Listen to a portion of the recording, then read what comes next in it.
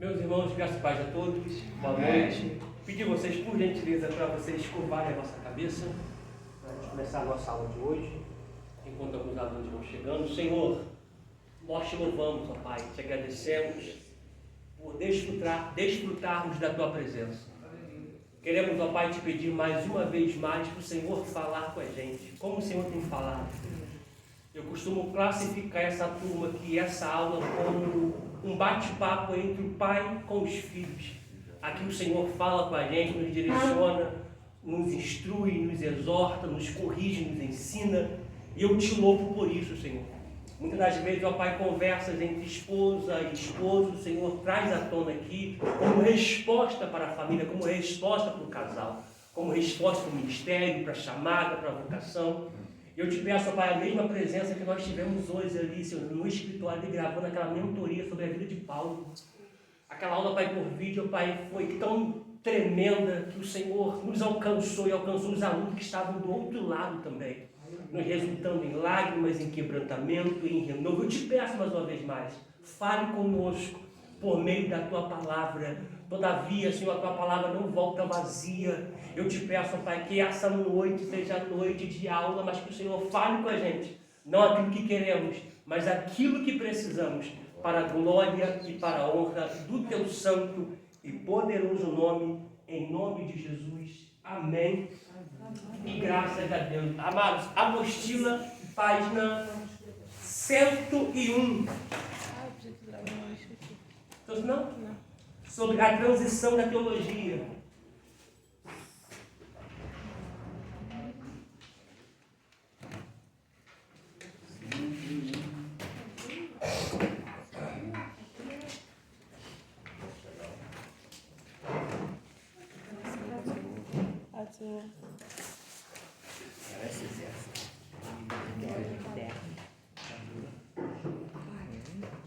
Gostei de ver o caderno. Vamos lá, página 101 da apostila. Deixar um abraço aqui para a Andréia, que não está se sentindo bem, que Deus possa ter um curso para a vida dela. E a Débora também, em nome de Jesus. Página 101, a transição da teologia.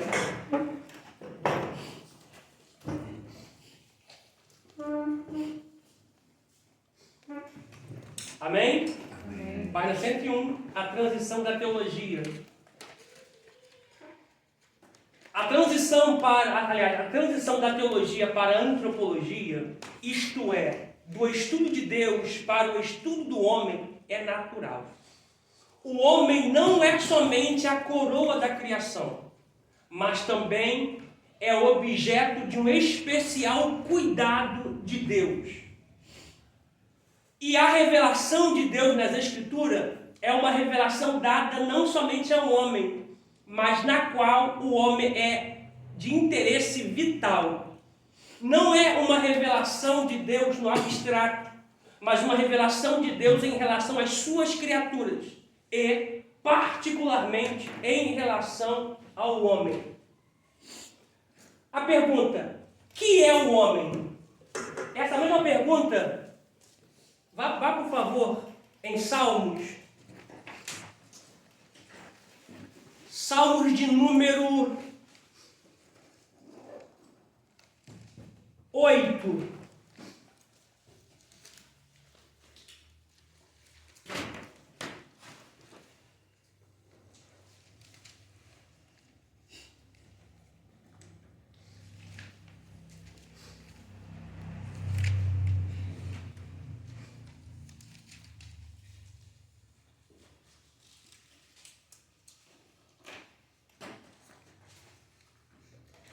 Do 4 ao 9. Essa mesma pergunta da apostila é a mesma pergunta que Davi faz no Salmo de número 8.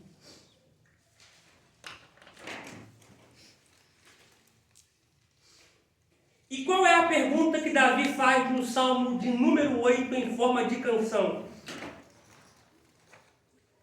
Ele pergunta assim, ó: que é o homem para que te lembres dele? Viu, tá mortal. Tá mortal? Perdão. Que é o homem mortal, para que te lembres dele. Se você puder sublinhar a palavra mortal, faça isso. Porque Davi está colocando a característica do ser vivente após o pecado como mortal. Davi está dizendo, o que leva um ser tão perfeito, o que leva um ser tão grande, se preocupar, se lembrar, se compadecer da gente. Só um adendo aqui. Sublinha também a palavra lembre-se dele. Dependendo da sua tradução, vai estar que se recorde. Lembre-se dele.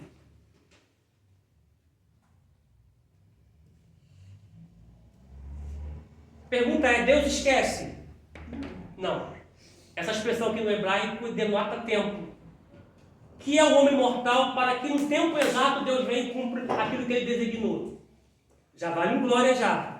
Tá? Porque toda promessa ela passa pelo processo do tempo. E todo o tempo Deus já estabeleceu com a sua vitória já pronta.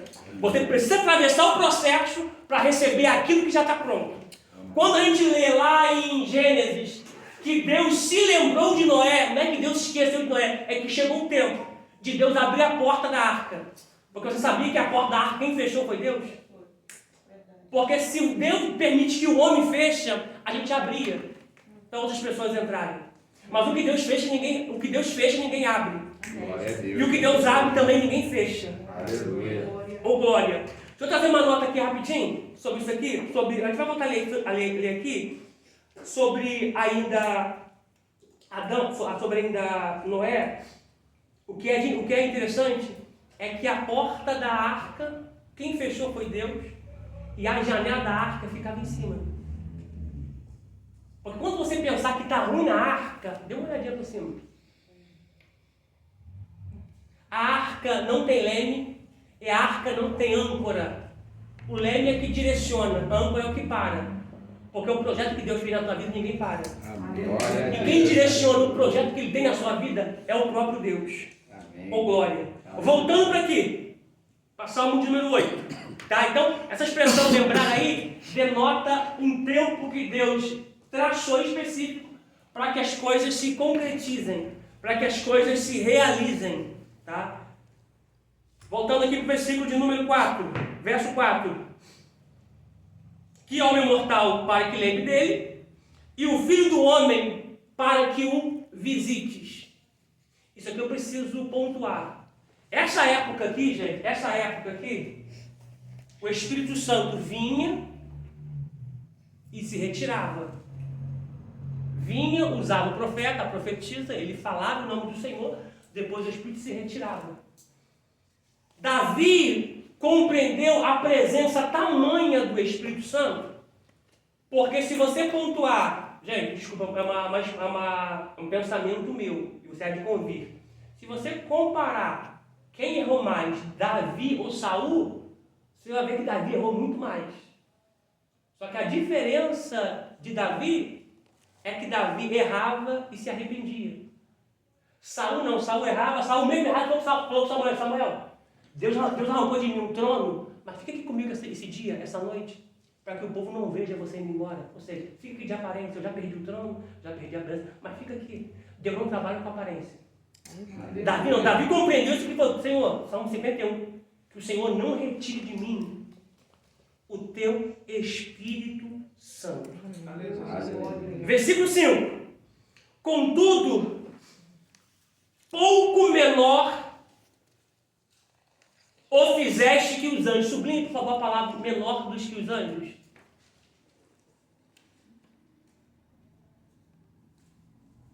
Sabe por que eu estou falando isso aqui? Porque eu tenho visto uma galera na internet que não tem vida com Deus, não tem vida de consagração, vida de entrega, de jejum, de busca, não tem. E fica desafiando demônios. Eu ordeno, eu determino que tu estás debaixo dos meus pés. Se Jesus, se Deus não te der autoridade para isso, não faça. Porque é no nome dele. Tá? É no nome dele. Tá? Eu não vou nem falar, porque se eu falar aqui, eu acho que vai dar para entender o que eu ia falar, mas não dá para falar não. Acho que não ser antiético. Mas a gente viu o quadro por aí de pessoas que tem unção de pastor, foi consagrado a pastor e estava indo no cemitério desfazer trabalho de macumbaria. Não sei se vocês sabem quem é a pessoa. Vai ver como é que está a pessoa agora. Vai ver, todo errado. Ia pregar no Rio. Enfim, se envolvia com amante. Vai ver como é que está agora. Com essas coisas, irmãos, não se brinca. O diabo não brinca de ser diabo. Entendeu? Então, se Deus está nos dizendo a palavra que nós somos menor do que os anjos, é através do nome de Jesus que os demônios nos sujeitam. Mas estando na posição. Estando em uma vida de posicionado, de consagração, de busca perante o Senhor. Tá bom? Versículo 5 ainda. E de glória e de honra o coroastes, fazes com que ele tenha domínio sobre as obras das tuas mãos. Tudo puseste debaixo dos seus pés. Todas as ovelhas e bois, assim como os animais do campo, as aves dos céus e os peixes do mar, e tudo que passa pelas veredas dos mares. O Senhor, aliás, ó Senhor, Senhor nosso, como admirável é o teu nome sobre toda a terra. Tá? Então, Davi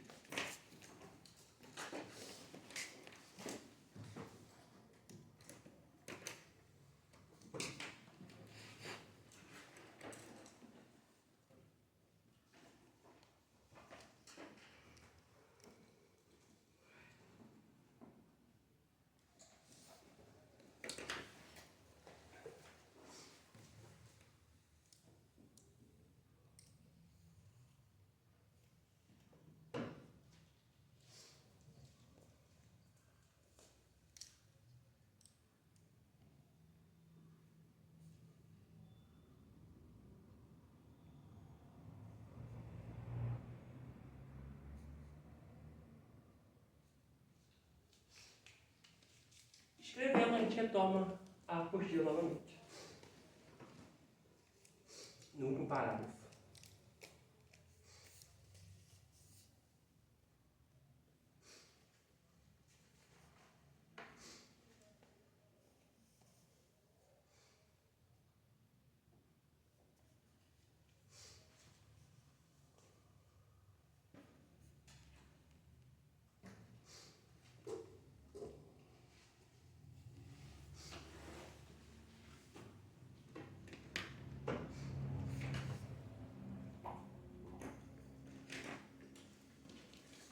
Apostila.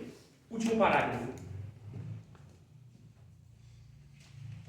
Após a pergunta que é o homem, segue-se a leitura. Esta tem sido a pergunta que tantos cientistas, pensadores, filósofos e até os menos informados no assunto têm feito soar aos ouvidos da humanidade durante milênios.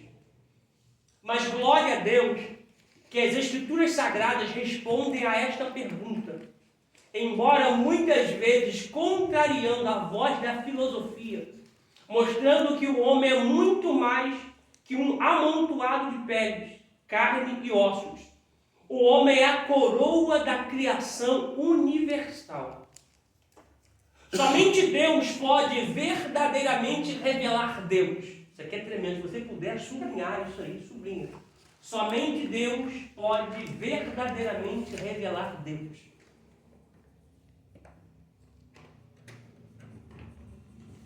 Somente Deus pode verdadeiramente revelar Deus. Porque tudo que nós sabemos, Deus deixou se conhecer pelas Escrituras e se deixou se revelar a nós. Tá bom? Porque a eternidade vai ser tão grande, mas vai ser ao mesmo tempo tão pequeno para conhecermos Deus perante a sua grandeza. Aleluia. Esta revelação de si mesmo, tão necessária à salvação, encontra-se nas Escrituras. Da mesma fonte deriva a opinião de Deus sobre o homem, que é a opinião verdadeira. Pois quem melhor pode conhecer o homem do que seu Criador? Nestes dias, quando as falsas filosofias representam de modo errado a natureza humana, isso aqui vale destacar, tá? Esse modo errôneo que a filosofia apresenta a natureza humana é que a gente veio de um macaco, tá? Que a gente é fruto de um primata, que nós é fruto de um evolucionismo. Andávamos antes assim, aí fomos evoluindo até andar ereto e seguir adiante. Não, nós não viemos de um primata. Nós somos fruto do criacionismo, nós somos a imagem e semelhança de Deus. Tá bom? É de grandeza a importância que conheçamos a verdade. Assim melhor poderemos compreender também as doutrinas sobre o pecado, o juízo e a salvação, as quais se baseiam no ponto de vista bíblico da natureza do homem. Uma observação aqui para a gente continuar nossa leitura aqui. Essa matéria é primordial porque quem tem filho adolescente aqui? Ele já tem? Jovem? Já fez 19 anos. Eles já chegaram a perguntar a vocês assim? Não, mas para mãe e filho sempre criança, né? Não tem jeito. Mas já chegou a perguntar sobre a teoria de Darwin? Sobre o Big Bang? A explosão que teve uma explosão, aí morreu-se os dinossauros, aí a gente veio do macaco. Os filhos, vocês nunca perguntaram? O dia que surgir essa curiosidade, você tem base bíblica para poder responder eles. Que nós não viemos do evolucionismo, nós somos fruto do criacionismo. Houve um choque? Houve. Houve uma explosão? Houve. Tá? Mas daí não veio o evolucionismo, veio o criacionismo. Tá bom? Esse que chocou com a Terra, você sabe que foi o diabo e seus anjos. Tá bom? A ciência comprova que teve um meteoro que chocou com a Terra. Tá? Então, 1.1. Relato bíblico da origem do homem. A Bíblia ensina... só um adendo aqui, falando da criação. Tivemos uma aula agora domingo, e uma aula da Igreja Batista, a qual é muito aberta a palavra também, já uma igreja que recebeu os frutos do Espírito Santo, os dons. E nessa aula, um aluno perguntou sobre a maneira que Deus tem de nos trazer para Ele. Deus é o Criador de todas as coisas. E ele falou assim, então se Deus usa uma nação inimiga para fazer com que Israel volte para Deus, e essa nação inimiga pune Israel, castiga Israel, Deus não é um ser vingativo, não? Aí ele concluiu dizendo ainda, é por isso que muitas pessoas aí fora dizem que Deus é um Deus vingativo. Aí eu falei para ele, eu dei um versículo bíblico para ele sobre Salmo 94, onde diz que a vingança pertence ao Senhor, então, enfim. Mas eu falei com ele assim, Deus me deu graça, eu falei com ele, vamos lá, você tem um celular, não tem? Tem, o celular é seu. Você coloca na playlist do seu celular o hino que você quiser, a música que você quiser. E ninguém tem a obrigação de dizer, por que tu colocou esse hino aí? Por que tu colocou essa música? Porque o celular é seu. Por um acaso, o barro, a criatura, pode questionar com o olheiro? Pode questionar com o Criador porque ele faz assim, porque ele deixa de fazer? A Deus pertence a vida. Ele faz o que ele quer, do jeito que ele quer e não pede satisfação para ninguém. Entendeu? Então, isso aqui fica claro, tá bom? Deus é o dono da vida. O que ele tiver que fazer para trazer alguém para o centro da vontade dele, ele vai fazer. Mas ele não te perde. Tá? Porque ele é soberano, eu sou criatura. Filipenses capítulo 2, versículo 13, diz que a Deus pertence o querer e o efetuar, dentro da sua vontade. Eu posso querer uma coisa, mas não consigo efetuar. A Deus pertence o querer e o efetuar. Então ele faz como ele quer e da forma que ele quer.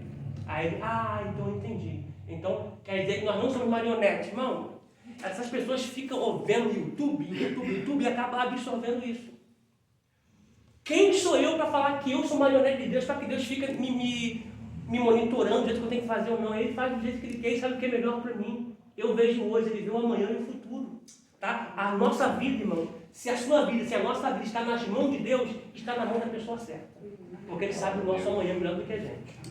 Beleza? Vamos lá, 1.1, relato bíblico da origem do homem. A Bíblia ensina claramente a doutrina de uma criação especial, que significa que Deus fez cada criatura segundo a sua espécie. Ele criou várias espécies e então as deixou para que se desenvolvessem e progredissem, segundo as leis do seu ser. A distinção entre o homem e as criaturas inferiores implica na declaração de que Deus criou o homem à sua imagem. Prossigamos aqui. O homem, desde a antiguidade, vem se preocupando com suas origens. Por exemplo, como nasceu o primeiro homem? O homem seria uma evolução do macaco? O homem teria vindo de um outro planeta? Tudo isso aí, irmão, até hoje, antes, já tinha ganhado um terreno bem grande, imagina agora com a internet. Porque agora, não obstante disso, surgiu agora aqueles que defendem que a Terra é plana. Vocês já ouviram essa teoria aí? Não. Nem perca tempo ouvindo. A própria ciência rebate eles. Que dirá a Bíblia? Tá? E tem outra, enfim, vou entrar nesse médico, me ajuda, Jesus. Vamos lá. Outra coisa que a ciência procura descobrir são as características diferentes do homem. Isso vai ser fato. Altura, a cor de pele, cabelo, as diversidades de línguas. Tá? Você sabe que o idioma surgiu lá na Torre de Babel. Que em hebraico é Babel, surgiu lá na Torre de Babel. E eu quero pontuar isso aqui, para a gente poder prosseguir a nossa leitura. Deixa eu pontuar isso aqui. Qual é a ideia da Torre de Babel? Qual é a ideia deles ali? Vamos chegar ao céu sem a ajuda de Deus. E diz a Bíblia que todos falavam a mesma língua. Esse aqui é o primeiro ponto. Quer ter crescimento no departamento? Todos têm que falar a mesma língua. Não adianta o líder do departamento falar uma língua, a segunda dirigente falar outra e a terceira dirigente falar outra. Todos têm que falar a mesma língua. Tá bom? Então, o projeto deles estava dando tão certo que se Deus não desse, desmancha aquilo tudo ali e não reparte as línguas, eles iriam, não falo que chegariam no céu, mas eles iriam ganhar uma grande proporção na construção deles. Porque todos falavam a mesma língua. Quero que você repita. A igreja tem que falar a mesma língua da liderança. Porque o pastor é o único que tem um projeto. Aí lança o projeto. Aí a irmã, eu não vou ajudar. Aí o irmão, eu também não. Aí meia dúzia abraça, meia dúzia puxa ao contrário. Não vai avançar. Então todos têm que falar a mesma língua. Tem que ter a mesma visão do líder, a mesma visão da sua liderança. Beleza? Uma outra coisa aqui. Isso aqui a gente precisa falar. Gênesis capítulo 1, por favor.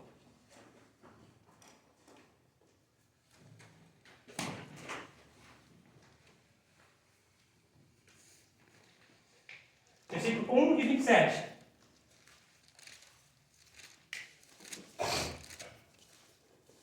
Será que eu vou conseguir desenhar aquela sombrinha ainda? Será?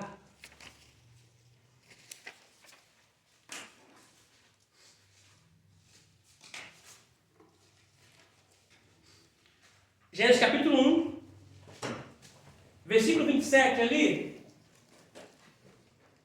O homem ainda não havia sido formado do bastardo, do pó da terra, mas já estava sendo criado dentro de Deus. Por isso que a sua vida está ligada a Deus. Por isso que Deus não é o seu destino, Deus é a sua origem. Glória.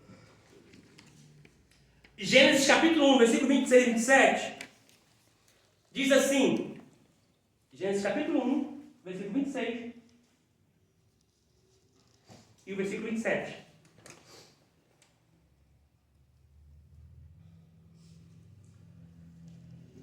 E disse Deus, façamos, está no plural ou está no singular? Plural. Se você puder sublinhar isso, sublinha por favor. Aí na sua Bíblia.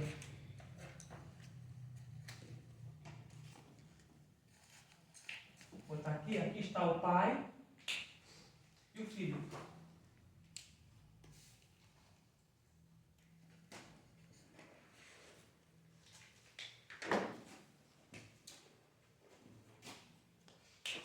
Por que está o o Pai e o Filho? Porque no versículo de número 2 do capítulo 1, o Espírito está pairando sobre as águas. Aqui mostra a Trindade. Isso aqui, por mais às vezes que parece simples, não é. Porque tem uma galera batendo que não existe a Trindade. E de igrejas, tá? Pastores, apóstolos, bispos, de grandes igrejas batendo que não existe a Trindade. Mas aqui está façamos. Então é um diálogo entre o Pai e o Filho. O Espírito está no capítulo 1, no versículo 2. Pairando sobre as águas. Tá? Essa expressão pairar é se movimentar. É como, a expressão ali no hebraico é como uma galinha está a chocar os seus pintinhos. Ela fica sobre os seus pintainhos, sobre os pintinhos, sobre os ovos, chocando ali. Tá bom? Retomamos a leitura aqui. A nossa imagem conforme a nossa semelhança. Sublinhe, por favor, domine.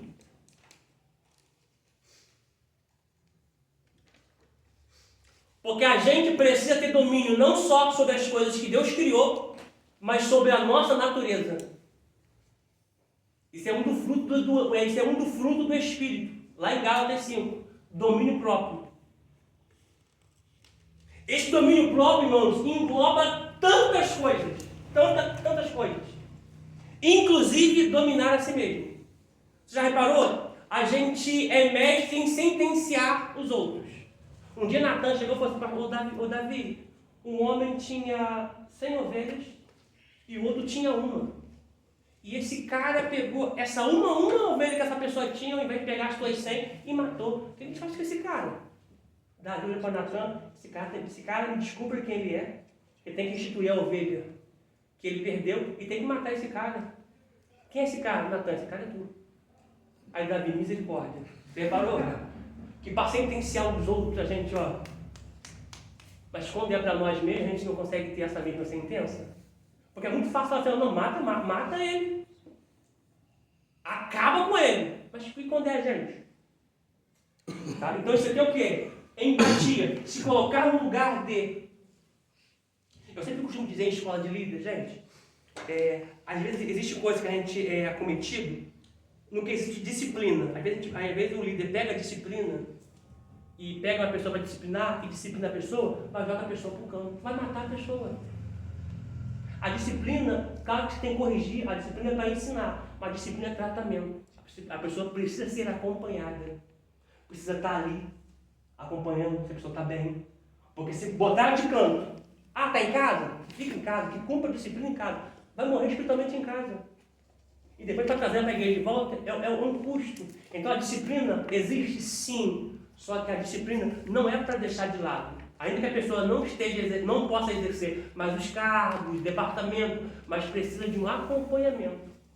De alguém ali acompanhando, orando com a pessoa. Já errou, já falhou. Então a pessoa precisa o quê? De alguém que esteja ali acompanhando, cuidando, auxiliando, orientando, para que a pessoa possa, de certa forma, prosseguir na sua caminhada. E pastor, tem uma menina lá na escola, né? Eu sou cuidadora, eu fico na sala. Então a gente acaba pegando a intimidade com as crianças. E tem uma de 14 anos da igreja aqui próxima. E a gente conversa muito, né? Ela se apegou a mim e a gente conversa muito. Enfim, ela tem 14 anos. Aí ela chegou pra mim esse dia e falou assim, tia, eu tô na disciplina. Ela é do grupo de dança na igreja. Ela, tia, eu tô na disciplina. Eu falei assim, você tá na disciplina por quê? Ela falou, porque eu briguei com a minha mãe. A igreja foi lá e botou na disciplina porque ela discutiu com a mãe. Quer dizer, eu não achei errado. Por quê? Porque está ensinando que ela tem que honrar o pai e a mãe. Sim. Né? Ela, na verdade, ela convive com a mãe. Então, a mãe dela é o pai e mãe. A mãe dela faz tudo. Então, aquilo ali eu não achei errado. Eu virei para ela e falei assim, tá certo, a sua igreja fez certo. Porque você tem que honrar a sua mãe. Você tem que respeitar a sua mãe. Então, a igreja fez certo. Você está em disciplina há quanto tempo? Ela, tia, eles me colocaram só 30 dias. Eu falei, ótimo. Então, você agora aprende a respeitar a sua mãe. Eu não achei errado. Sim, correto. Só que o que a igreja não pode fazer é deixar a pessoa de lado. Não, ela dava eu direto. Eu falei, tu tá em casa? Ela, não, tia, eu tô indo pra igreja, eles estão conversando comigo. Eu falei, ótimo. Porque a disciplina é para corrigir, É. para melhorar a pessoa. É. Tá? Quando a gente pega lá a expressão lá no hebraico sobre honrar pai e mãe, tem algumas ramificações. Obedecer, né? Estar debaixo da ordem deles, estar debaixo da liderança deles. Inclusive, uma das ramificações que abre é pesar os pais. Por exemplo, vocês têm filhos? Tem. Quanto? A minha 14 anos. 14 anos? Então, o que acontece? Eles vão, a sua filha e a sua filha vai olhar para vocês e vai falar assim, ó, o que o meu pai e minha mãe não foram, eu vou ser. Ou seja, uma evolução. Ou seja, desculpa a expressão que eu vou usar, melhor do que vocês. Os netos de vocês têm que ser melhor do que sua filha e melhor do que vocês. Essa é a ideia do honrar pai e mãe. Para que as gerações futuras fossem melhor do que as antigas. Só que de verdade, não é nem de longe. O meu avô falava assim, meu avô, conversando com minha avó, com meus pais, meu avô falava assim, a gente ia comprar alguma coisa, não precisava de crediário. Precisava de cartão de crédito, boleto, carnê, era a palavra. Ia lá, apertava a mão, e chegava um dia, estava lá. Sabe? E hoje em dia, irmão, hoje em dia, irmão, alguém lembra do cheque? Meu Deus do céu!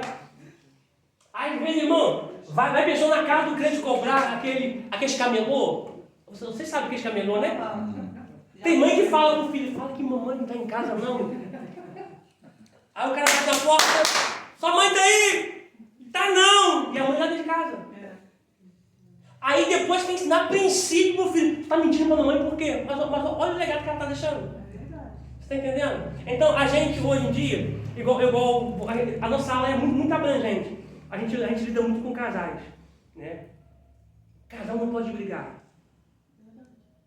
Casal precisa conversar, ter diálogo. Poxa, nós estamos se excedendo? Peraí, eu estou errado. Então, aqui eu paro, me perdoe. Casal não pode dormir brigado. Pedro diz na sua epístola, capítulo 3, versículo 7, que as orações são impedidas. Tem mulher que é rixosa, fala assim, vou dormir na sala.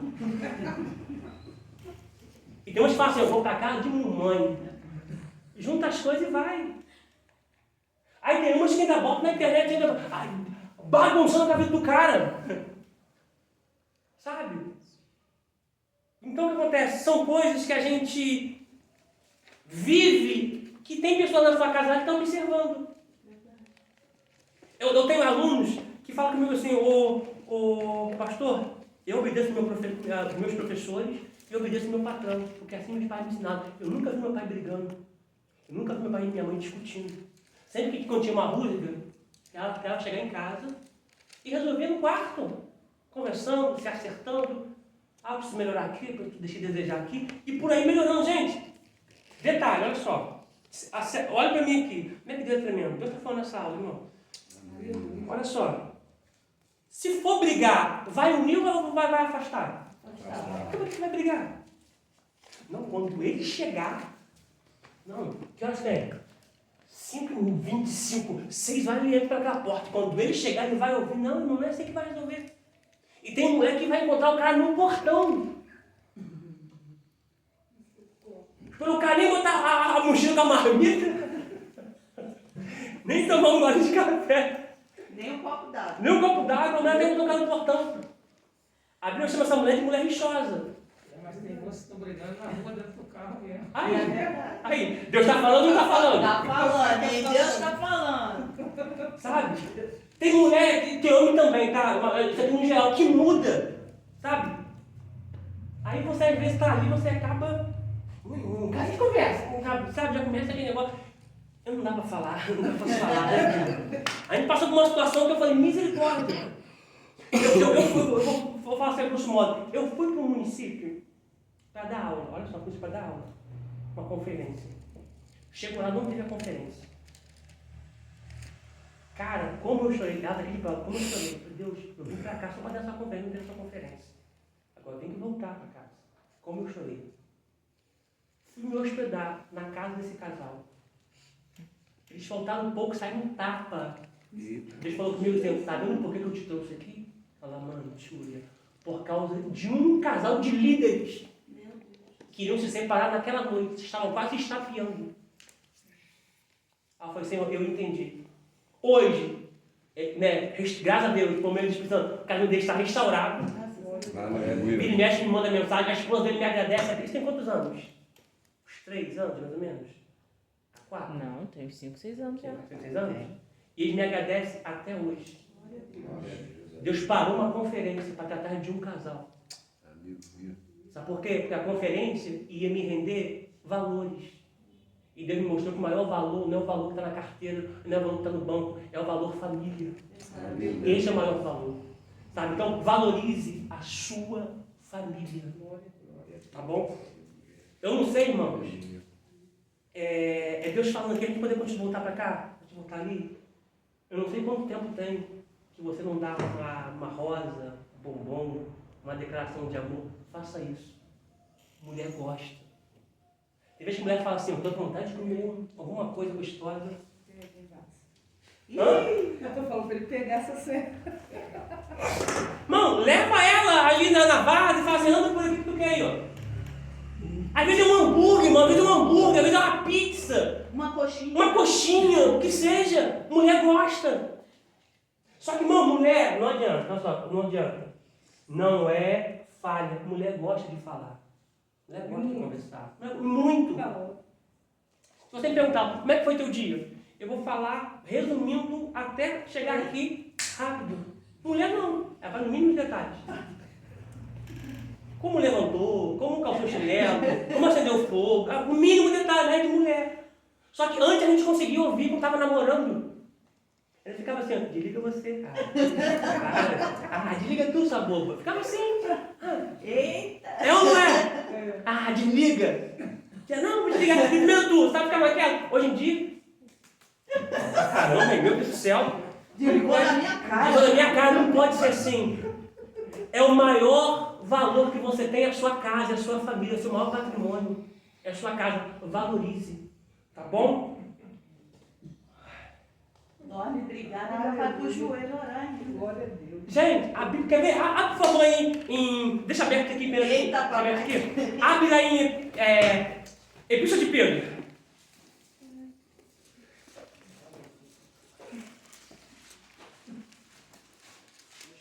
Segunda ou primeira? Primeira Epístola de Pedro.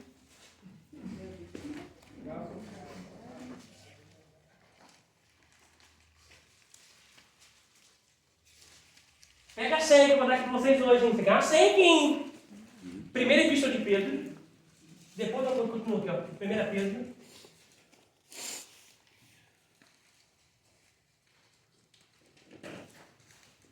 Lembra que você levava rosa para ela? Já deu rosa já hoje? Não. Ele dá coisa de comer. Hã? Eu falei com ele que rosa não dá pra comer. Eu gosto de coisa pra comer. Bombom. Mas mulher gosta. Mulher gosta. Passou na rua, pô. Vi isso aqui, ó. Lembrei de você, ó. Eu gosto de planta. Esse é. Também ela não gosta de planta, ela gosta de rosa. Comer também, ela gosta também. É nós. Tá? Olha só, olha que preciosidade. Isso aqui, mano, primeira epístola de Pedro 3, versículo 7, é vida conjugal entre o casal. Tá bom?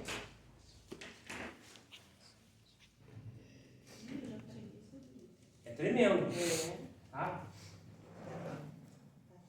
Porque olha só, tem coisa que a gente não falar aqui, a gente vai aprender onde? Cantares tem tudo que você pode fazer com o seu cônjuge, tem tudo que você não pode fazer.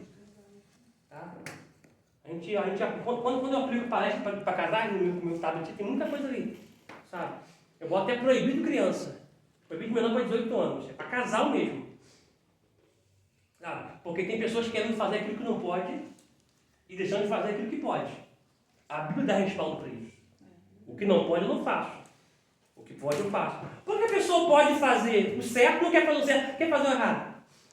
Eu viajei agora para dar aula. Foi o tema lá da aula, né, vida? Pastor, casal pode isso? A Bíblia, irmãos, claro que não. Mas as pessoas querem fazer o que é errado. É igual criança, não toca aqui. Daqui a pouco a criança vai lá, o dedo está tocando lá.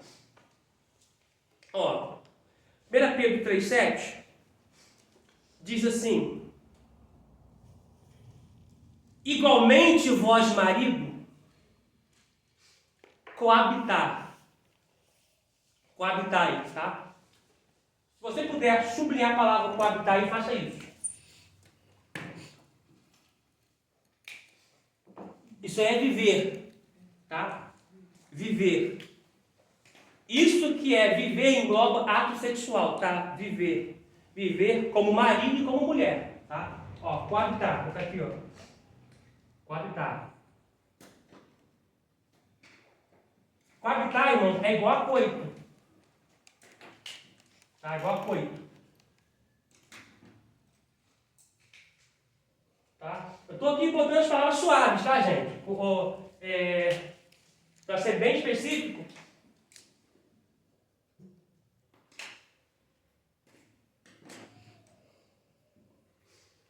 Isso aqui é que eu digo em muita palestra. Namoro não é chupar língua. Namoro é conhecimento para jovens e adolescentes. Porque é uma modalidade de edificar. Fica com uma hoje, fica com uma amanhã, fica com uma depois da manhã. Ficar com essa é ficar mal visto, ficar mal falado, ficar no arrebatamento, ficar para o inferno, coisa como ficar. Tá? Namoro é conhecimento. Você conhece o namoro. O conhecimento que você teve no namoro se encaixou com o que você tem de princípio bíblico, você fica noivo para poder casar. Aí quando você casar, aí você chupa bastante língua, namora bastante. Mas tem gente que namora antes do casamento, depois de casa não namora mais. Está tudo invertido. E a gente, como igreja, precisa ensinar isso. Para os nossos jovens, adolescentes, namoro é conhecimento, tá? Lembrando que atos sexuais, marido e mulher, tá, gente?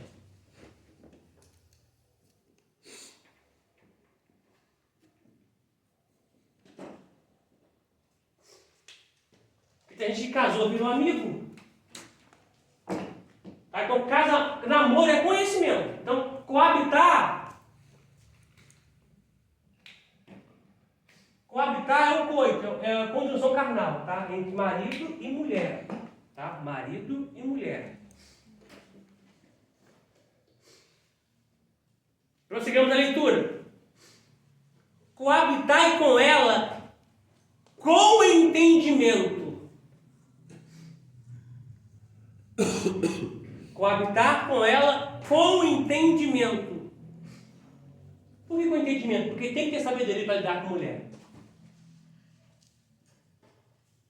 Para vocês escreverem. Nós estamos 1, 2, 3, 4, 5. 5 a 5 empatou. Eu posso falar, se der briga, dá 5 a 5. Né? Mas não manda para cada um, vamos lá. Ó, com entendimento, por quê? Mulher, você não pode dizer não. Tem que dizer depois, uma outra hora, uma outra oportunidade, a gente compra. Se você disser não, Eu vou demorar para ele. mas eu levanto todo dia,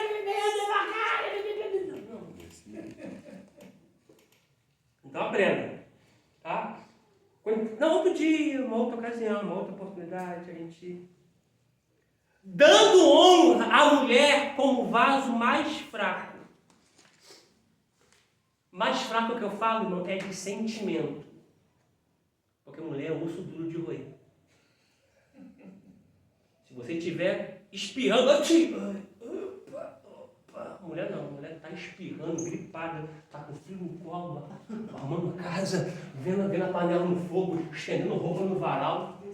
É desse jeito. Homem não, homem deu um espirro. Né? Por que dando ela honra como vaso fraco? Porque ela tem um período no mês que ela fica muito sensível. E nesse período aí, cara, se o cara for um chueque, rapaz. Nesse período em casa é assim. O que eu falo? É a coisa que eu mais estudo. Vou para o escritório, dou atenção a ela, o que ela quiser, tal. Tá comendo doce, come um docinho, um bombom. Estão no escritório estudando, tá? Por quê? Usar de sabedoria. Olha só, para nós homens, é só se colocar no lugar dela. Para mim não dá. Então, mulher guerreira. Só se colocar no lugar dela, mulher guerreira. Tá bom? E a gente acha assim, mas o homem trabalha, a mulher fica em casa. Mano, o trabalho de casa não acaba, não. Não. Você pega às vezes 8 horas da manhã, você larga 5 horas. Ela desde quando levanta, ela de dormir. E aí vem de madrugada, a marca está lá chamando ela ainda, marca. Pi, pi, pi. Sendo vós os seus co-herdeiros da graça da vida, para que não seja impedidas as suas orações. Se eu não fizer isso aqui, isso acarretar briga de desentendimento, a minha oração não é ouvida. Aí tem a pessoa que ora e fala assim, poxa, minha oração não é respondida. Olha como é que está a sua vida conjugal. Vamos lá, vamos voltar para Gênesis. O papai já falou para a gente aqui, já que ele falou. Vamos voltar para Gênesis, capítulo 1, versículo 27. Deixa eu ler esse parágrafo aqui, porque já engloba a leitura que está aqui. Já está aqui, a gente finaliza a página 102. Ó, apostila, último parágrafo lá. As Escrituras nos oferecem um duplo relato da criação do homem. Em Gênesis capítulo 1, versículo 26, e o outro em Gênesis capítulo 2, versículo 7, do versículo 21 ao versículo 23. Tá? Gênesis capítulo 1, versículo 26 e 27, é a criação de um homem dentro de Deus. Tá? Capítulo 2, versículo 7, é o homem sendo formado do barro. Tá bom, gente? Amém. A primeira narrativa contém o relato da criação de todas as coisas na ordem em que ocorreu.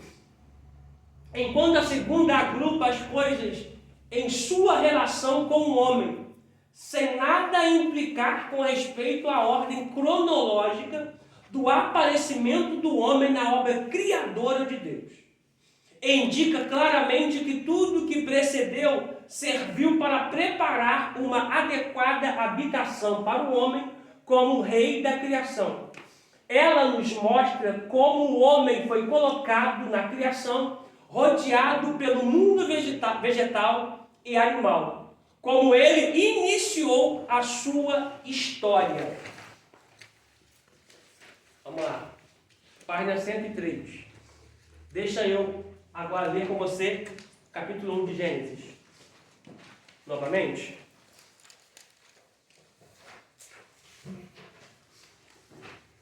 E quando a gente pega o texto no original, você vai ver como é que faz muita diferença. Ó, versículo 26.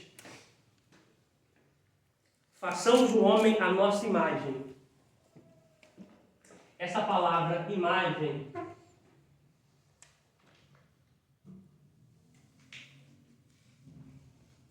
ela é igual no hebraico sombra. Que em hebraico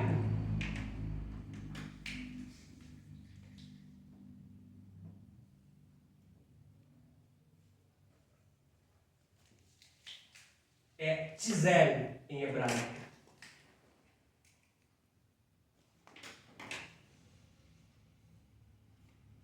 Tzel em hebraico.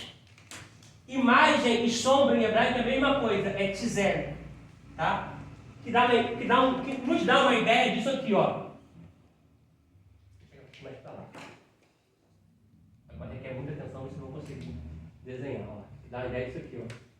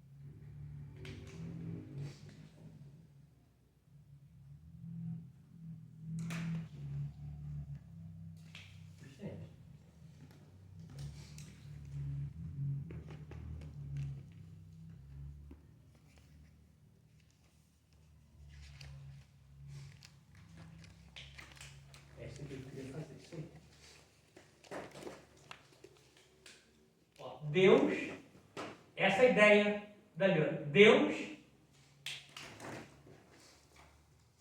e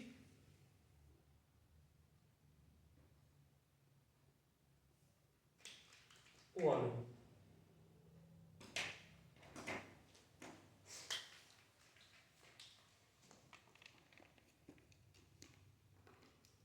Deus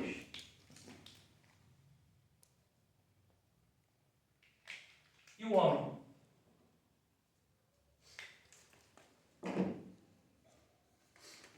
Essa é a expressão tzizel em hebraico, que significa imagem e sombra. É Deus dizendo, para que aonde eu estiver, o homem esteja também. Porque é impossível a sombra viver sem a imagem. Isso aqui para nós já faz todo sentido. É Deus já mostrando o seu projeto na criação e na formação do homem. Porque Deus queria que o homem nunca ficasse longe dele. Sempre a criatura em contato com o Criador. É por isso que às vezes, em qualquer discussão, desentendimento, qualquer rusga, a gente fala o quê? Não quero mais ficar na igreja. Não quero mais no departamento. É para você sair fora de Deus. Por isso que quando Adão peca, Deus está lá. Por quê? Porque Deus sempre quis que aonde ele estivesse, o homem estivesse também. Isso aqui faz todo sentido. Quer ver? Abre João 14. João 14. A partir do versículo 1.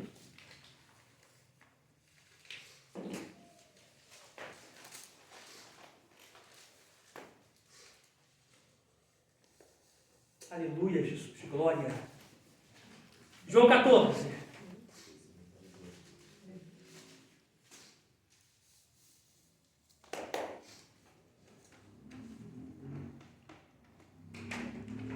Deixa eu pegar essa tradução aqui. João 14, versículo 1.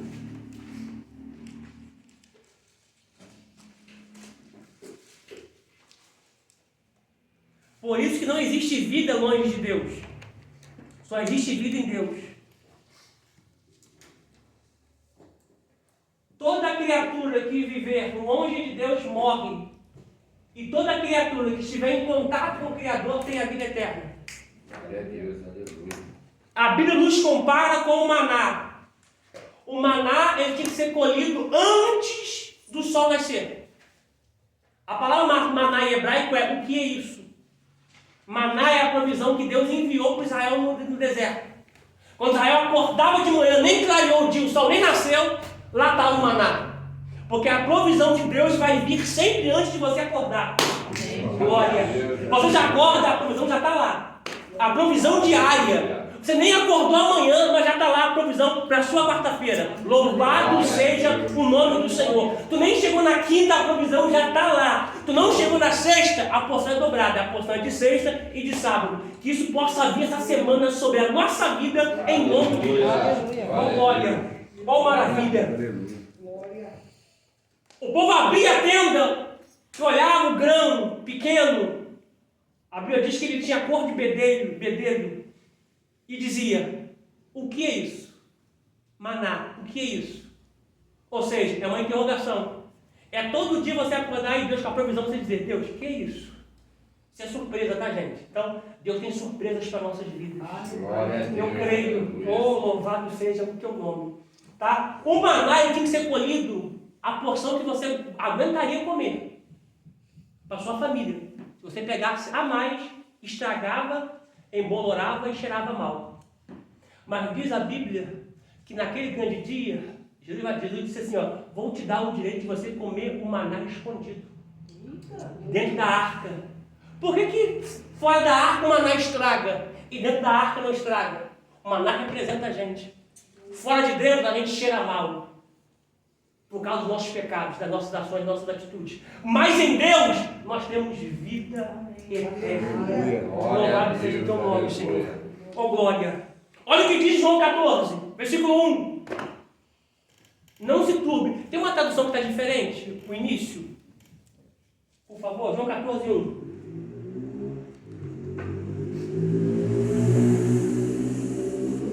João 14:1, ó, não se turbe. De quem está diferente o início aí? Todas estão não se turbe? Que o coração de vocês não se perturbe. Ó, já mudou. Que o coração de vocês não se perturbem. Tem uma tradução que está diferente ainda? Não? Deixa eu aqui rapidinho.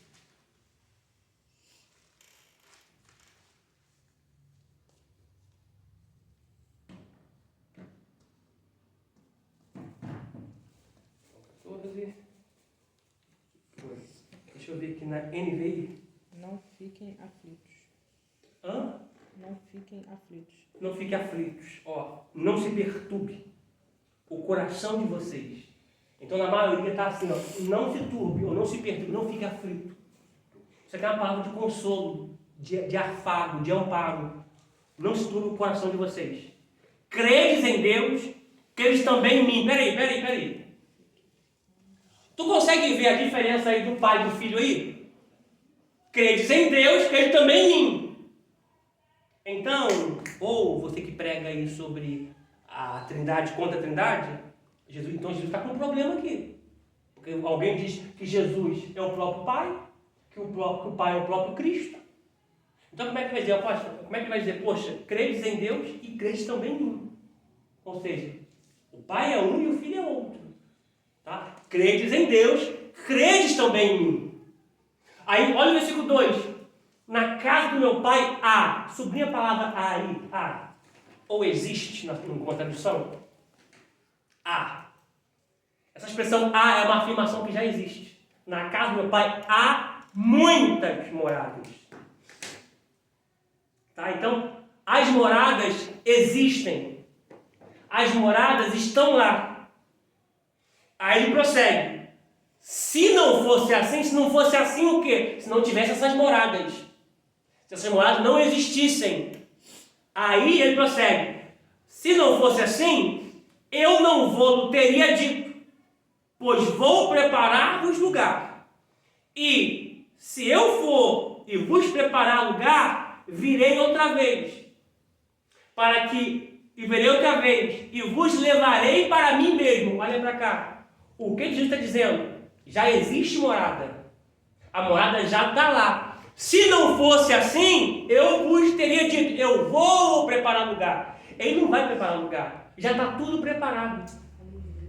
Antes da fundação do mundo. Porque não é acidente da salvação, é plano de salvação. Para que onde eu estiver, sublinha essa palavra aí, onde eu estiver, vós estejais também. Qual é o plano aqui? O plano é o plano da criação. Para que onde o Pai estiver, para que onde o Filho estiver, nós estejamos também. Esse é o plano. Esse é o projeto. Então, o céu não é o seu destino, o céu é a sua origem. Deus não é o seu destino, Deus é a sua origem. Porque não existe vida eterna longe de Deus. É por isso que a gente às vezes roda e acaba buscando solução, recurso em Deus. Porque a nossa natureza está inclinada para Deus. Quer ver uma coisa? Se você pegar... Você trabalha na escola, trabalho secular, tal. Se você começar com uma professora que não é evangélica, que nunca leu a Bíblia, você perguntar para ela assim, é errado roubar? Ela vai responder o quê? Que é. É errado matar? Sim. É errado adulterar? Sim. É errado mentir? Sim. Aí tu pergunta para ela, como é que você sabe que isso tudo é errado se você nunca leu a Bíblia? Porque está aqui. Não matarás, não roubarás, não levantarás falso testemunho, não mentirás, não adulterarás. Porque no espírito do homem, na criação, já tem uma inclinação de fábrica o que é certo e o que é errado. Por isso, naquele dia, alguém naquele dia não pode dizer assim, ó, eu não sabia o que era certo e o que é errado. Por isso que eu estou aqui no inferno. Por isso que eu vou para o inferno. Não. Todo mundo sabe o que é certo e o que é errado. Eu agora não estou dando mais muito, mas eu dei muita aula de administração para pessoas que é espírita, católico. E desculpa, que eu vou dizer que eu conheço muito católico que tem mais integridade do que muito evangélico. muito espírita que tem mais integridade do que muito evangélico. Terminou aí? Tá, a gente continua no próximo vídeo. Então, obrigado, David.